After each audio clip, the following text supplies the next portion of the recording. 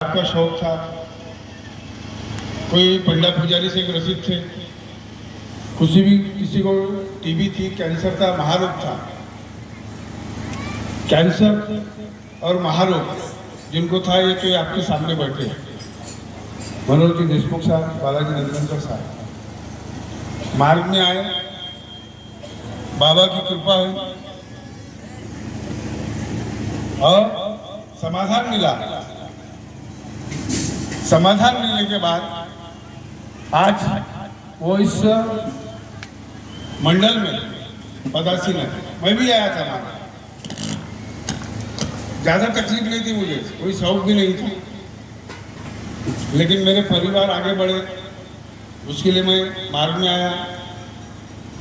हमारी माँ को भी बहुत बाधा थी, पंडा पुजारी से परेशान हो गया, समाधान नहीं मिला, और जब इस मार्ग में आया समाधान मिला। आज समाधान से हम जीवन व्यतीत कर रहे हैं। अब बताना क्या है आपको, मुझे एक बात आपको ये बतानी है कि आप सभी ने इस बात को ध्यान में रखना चाहिए कि पहला जो दिन था कि हम इस मार्ग में आए, इस मार्ग में क्यों आए, किस लिए आए, बस ये बात अगर आप लोगों ने अगर ध्यान में रख ली है पहला दिन, तो मुझे नहीं लगता कि आपके परिवार के अंदर में कोई आपत्ति आएगी। सही रहे, परिवार है, कम ज्यादा चलता रहेगा, ये होता रहेगा। लेकिन बड़ी विपदा, बड़ा संकट इस मार्ग में किसी भी सेवक के ऊपर में नहीं आएगा, वो परिवार के ऊपर में नहीं आएगा। इसलिए आप प्रथम दिन, पहले दिन की याद करें और पहले दिन की याद करके आप अपने कार्य को आगे आगे बढ़ाते चले।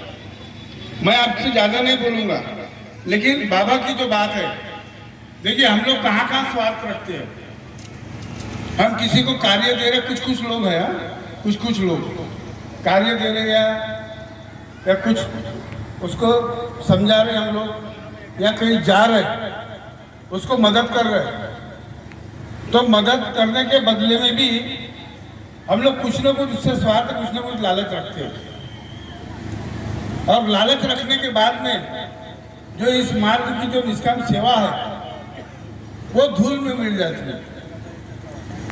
इसलिए कोई भी कार्य अगर करे, चाहे परमात्मा समाज में हो, चाहे हमारे परिसर, हमारे क्षेत्र में, हमारे ग्राम में हो, तो निस्वार्थ भावना से करें। लेकिन देखने में ये आता है कि निस्वार्थ भावना से हम लोग कार्य नहीं करते, और उसके वजह से हमारा समाज, परमात्मा समाज ये बदनाम हो रहा है। तो उसको बचाने के लिए हमको क्या करना है?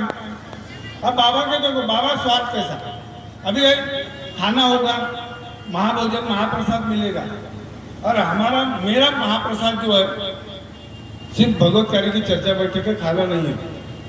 आप लोगों को क्या है मुझे नहीं पता, बाबा के विचार कैसे थे हमारे, कि साक्षात आपको बताता हूं।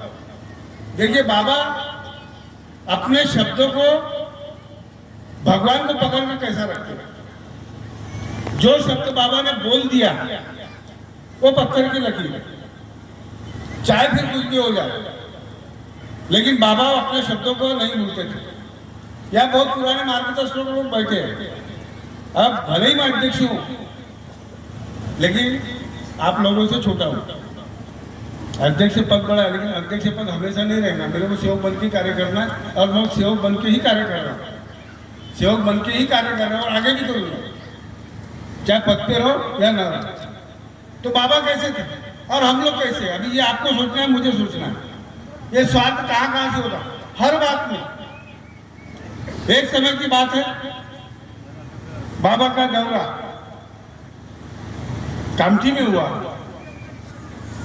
और दौरा होने के बाद में वो सेवक ने कहा बाबा को कि बाबा, और शब्दों पर ध्यान दें कि बाबा आपका दौरा है, आप आइए, मेरे घर में चाय और पानी लीजिए। क्या कहा बाबा ने?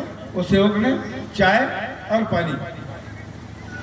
अब उसको ये लगा कि हमारे मानते कि बाबा जुमदेव जी जो हमारे संत, हमारे गुरु है, जिन्होंने हमें अच्छी तालीम दी, हमें अच्छी शिक्षा दी, हमें अंधश्रद्धा भूत बाधा से निजात दिलाई,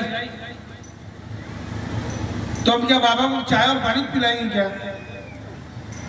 तो सेवक ने क्या किया, पोहा बना लिया, नाश्ता बनाया।